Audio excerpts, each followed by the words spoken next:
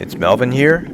I'm finally back in the business of making high quality animal videos with my new 4K camera that has a very good video capability to it. It records in 100 megabits per second in 4K, which is a far cry from my LG G3, a great smartphone phablet that had no optical zoom or macro capabilities like all other smartphones. So there's three geese at this Buena Vista Pond Park in Vista, California. This white one looks like a white Chinese goose, but it actually might just be yet another African goose. You can hear the funny vocalizations of the black-billed male with a fleshy dewlap underneath its beak, and kind of has a knob on top of the upper beak. The one behind it is a female. She's drinking water. All three of them are busy grooming and just waiting for me to break out some food. I didn't feed them, but I stood here at this exact same spot 2 years ago filming them in 1080p using one of my old Nikon cameras. So I don't know if they remember me.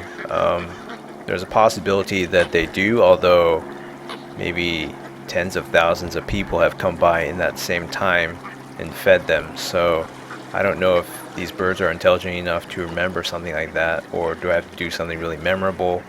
A few things are cuter in the world than watching ducks and geese drink water like this female just did.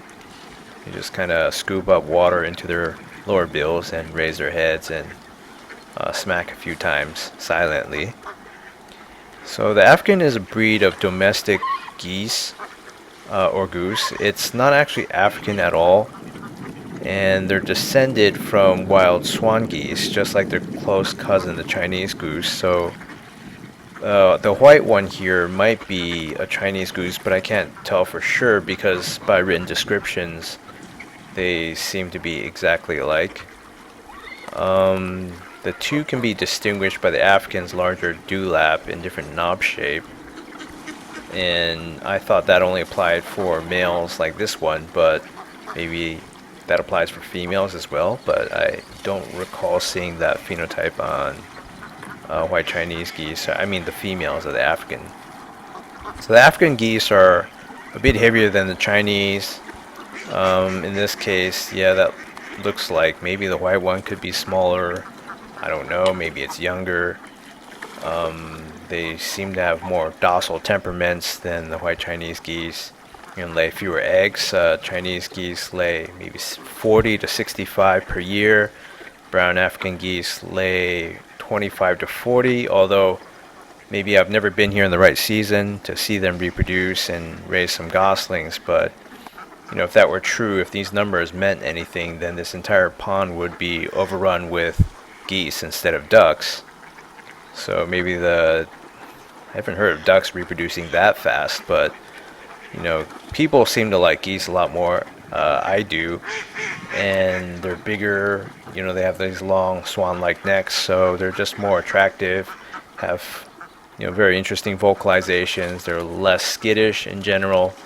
I think they could easily take over this pond, but for whatever reason, they're just not reproducing like you would think they would do on paper. I don't know where they came from, whether they were released from people. Are they sterile somehow? I don't know, but this one's just ready to take a nap. Its eyes are closing like this. That's how trusting they are of humans. It was the same case 2 years ago.